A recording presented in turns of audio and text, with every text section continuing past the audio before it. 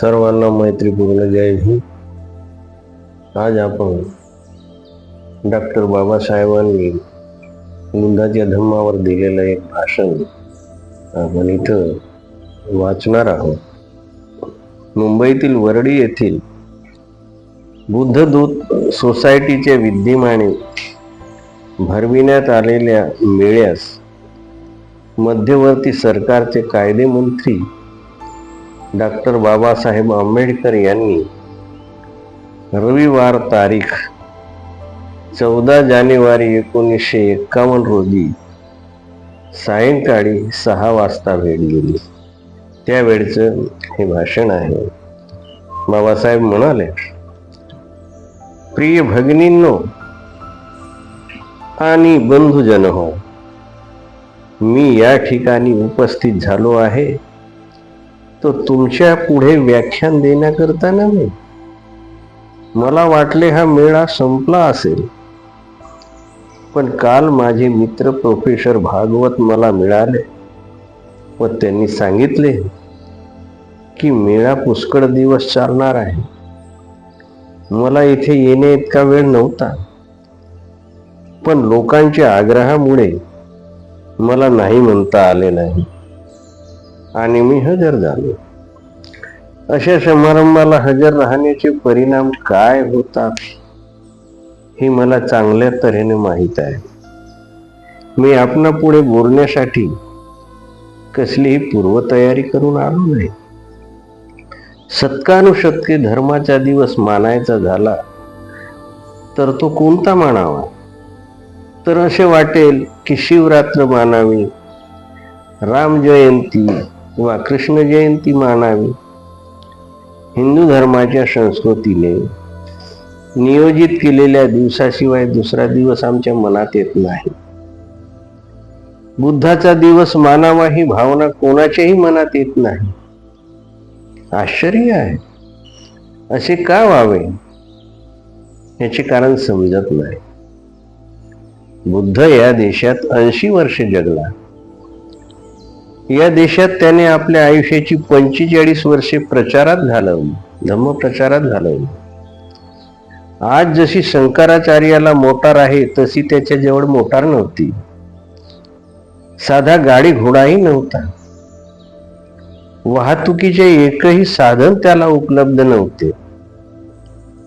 तरी पण देश कल्याणासाठी तो जम्मू पासून कन्याकुमारी पर्यंत अक्षरशः पायी फिरला.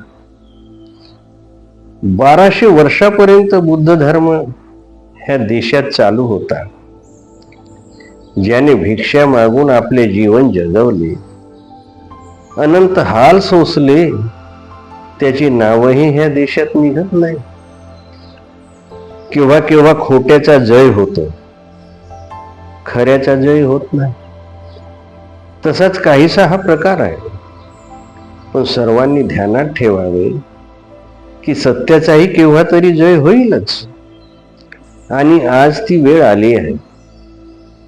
1200 वर्षाचा धर्म पुनरपी या देशाचा धर्म होईल अशी माझी बालंबाल खात्री आहे.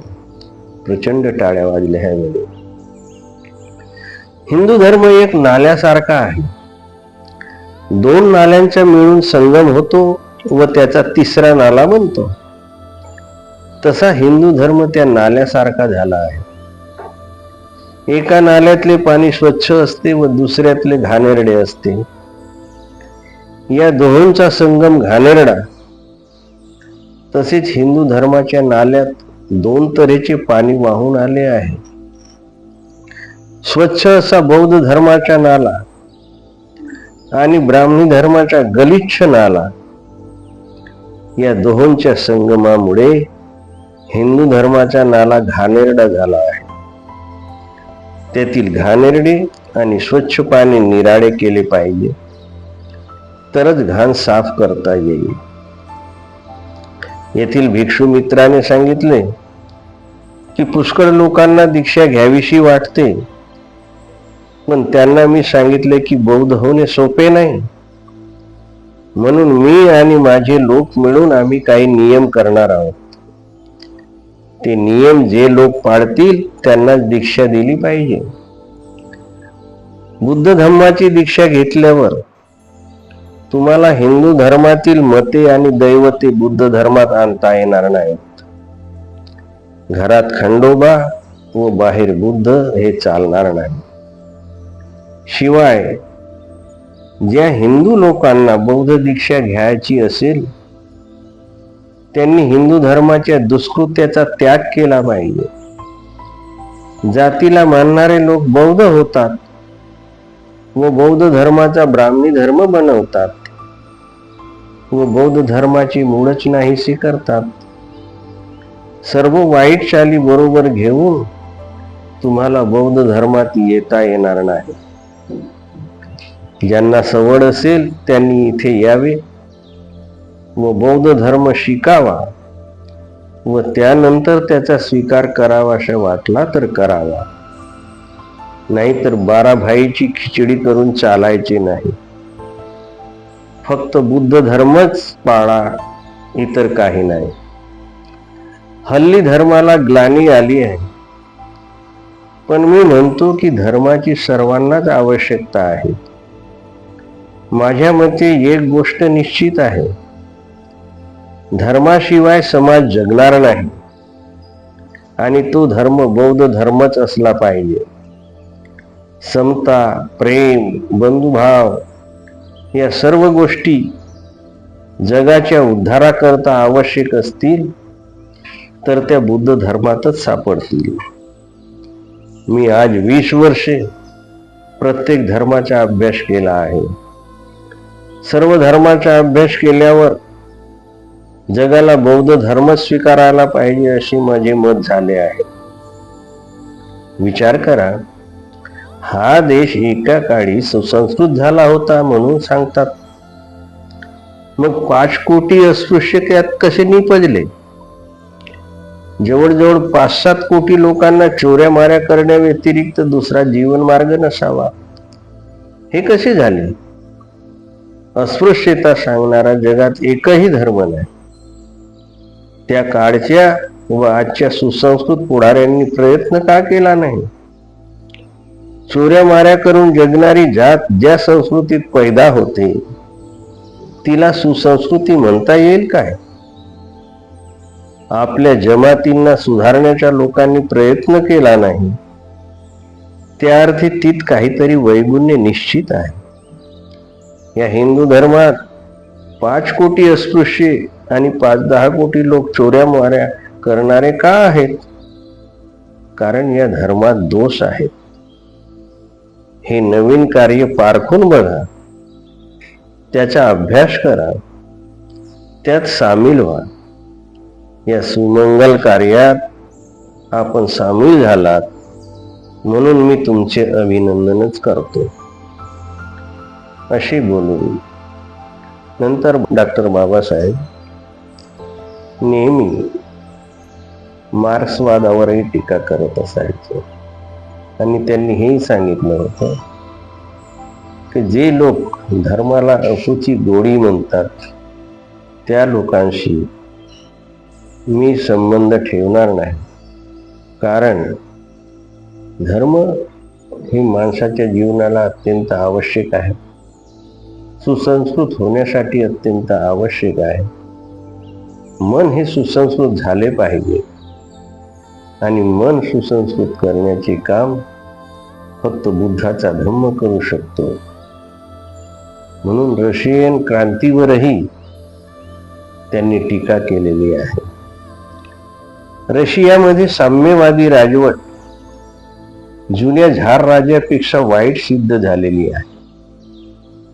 झार राजांच्या कारकिर्दीत निदान क्रांती करणं तरी शक्य होतं, पण कम्युनिस्टांच्या राजवटीत ते अशक्य आहे.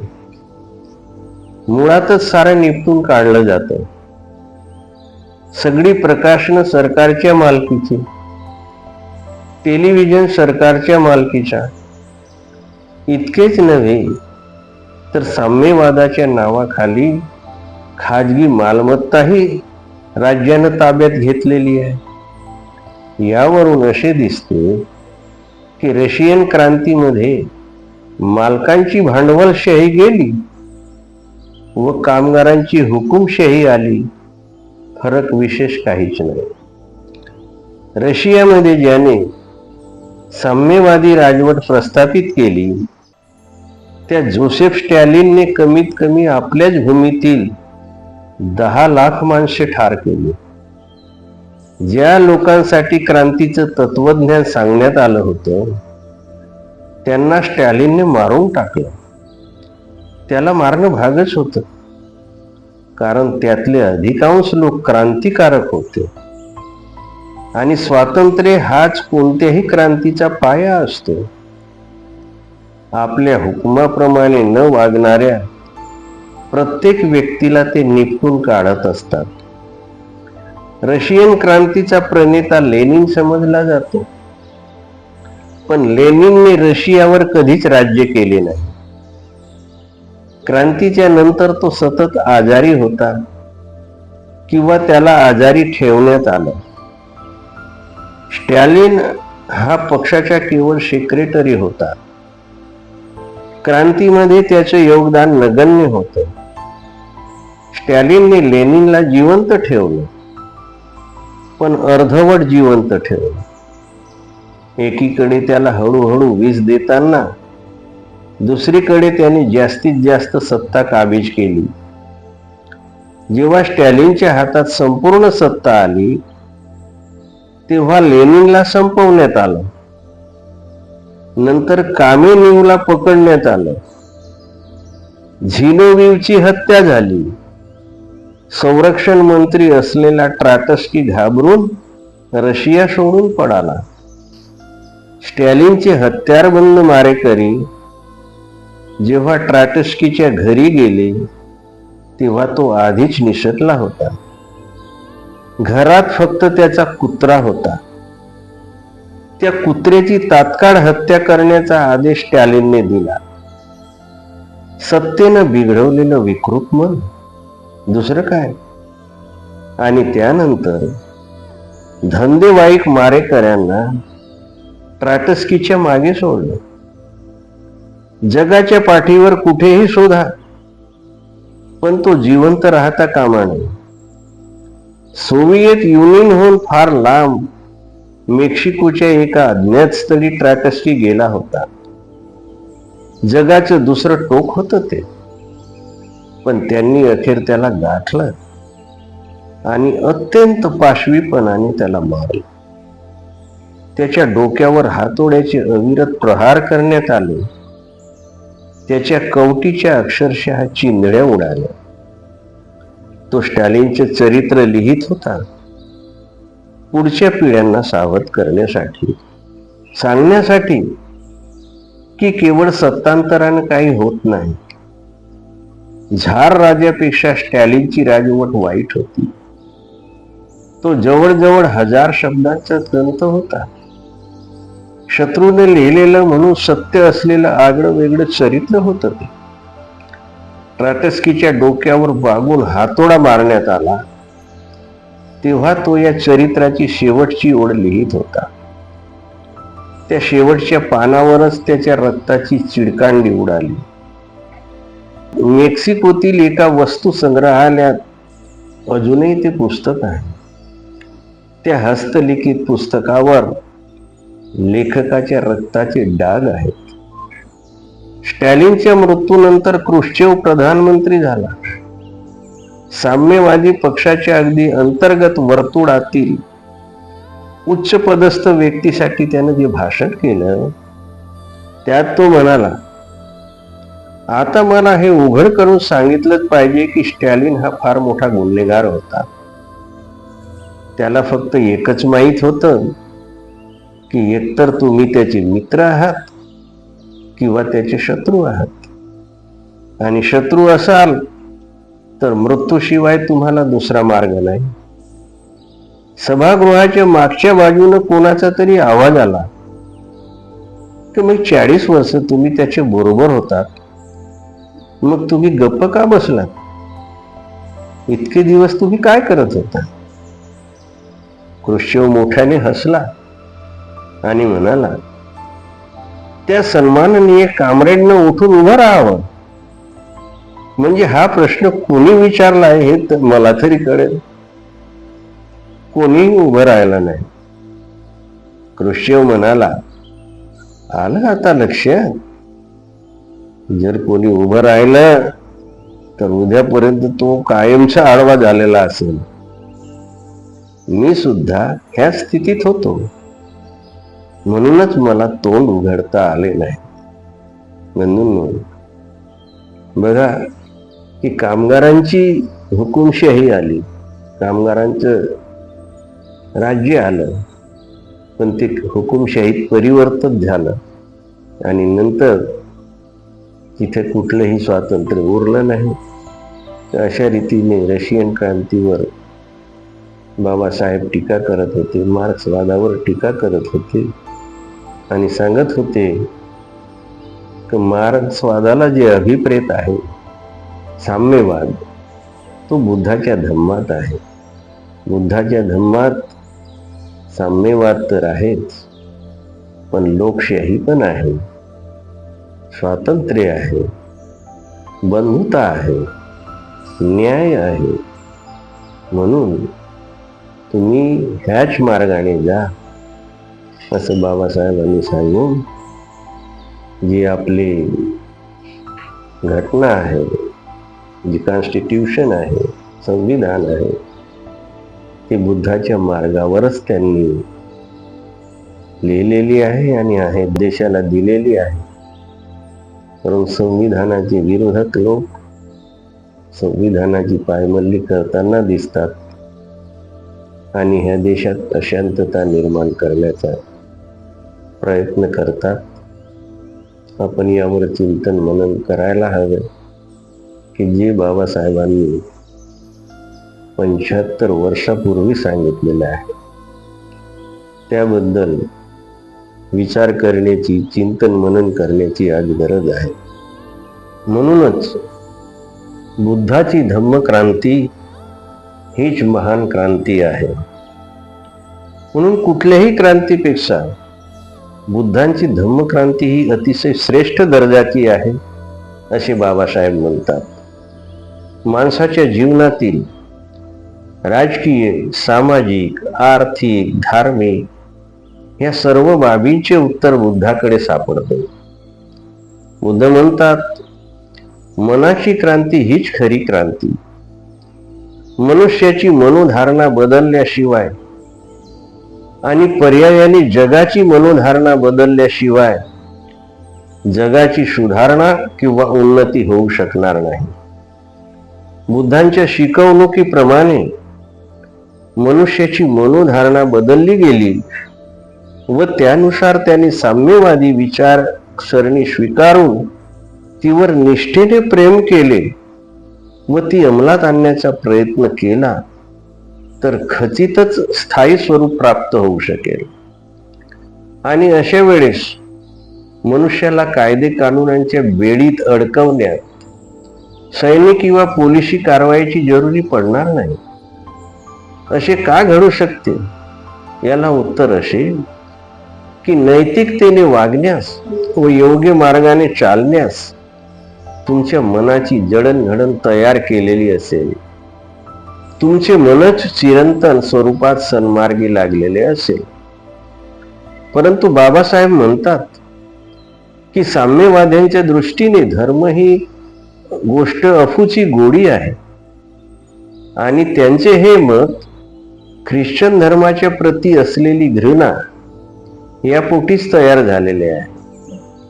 साम्यवादी ख्रिश्चन धर्मावर आरोप करताना असे सांगतात की तो धर्म लोकांना स्वर्गातील सुख मिळवण्यासाठी ह्या पृथ्वीवर दरिद्रता भोगावी असे सांगतो.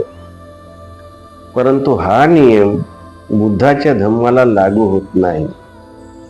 बुद्ध म्हणतात, सम्यक आजीविकेने मिळवलेले धन बाळगणे गैर नाही. योग्य मार्गाने धनसंपत्ती मिळवणे हा प्रत्येक मानवाचा हक्क आहे.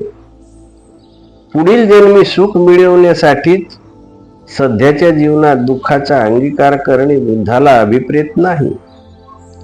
मात्र एखाद्याची संपत्ती हिंसक मार्गाने हस्तगत करणे बुद्ध तत्वज्ञानात बसत नाही. न्याय मार्गाने संपत्ती मिळवणे, लोकशाही मार्गाने तिचे संरक्षण करणे व वाटप करणे हे बुद्धांना अभिप्रेत आहे. म्हणून बाबासाहेब म्हणतात, बुद्ध तत्वज्ञान व मार्क्सवाद यांचा जेव्हा मी तौलनिक अभ्यास केला तेव्हा मी ह्याच निष्कर्षाला पोहोचलो की जगातील फार मोठ्या समस्येच्या बाबतीत, म्हणजे जगात दुःख आहे व त्याच्या निवारणाचा एक निश्चित उपाय आहे, ह्या बाबतीत बुद्धाचाच मार्ग सर्वोत्तम आहे, सुरक्षित आहे आणि भरभक्कम आहे. ह्याच कारणास्तव मी बौद्ध राष्ट्रातील तरुण पिढीस सांगू इच्छितो की त्यांनी बुद्धाच्याच वास्तववादी तत्वज्ञानावर विशेष भर दिला पाहिजे व त्यावरच आपले सारे लक्ष केंद्रीभूत केले पाहिजे. बाबासाहेबांचे हे भाषण जर आपल्याला आवडलं असेल तर लाईक करा आणि यापूर्वी सबस्क्राईब केले नसेल तर सबस्क्राईब करा आणि सर्वांना शेअर पण करा. कारण आज बाबांच्या उपदेशाची किती आवश्यकता आहे हे आपल्याला दिसून येईल. धन्यवाद. जय भीम.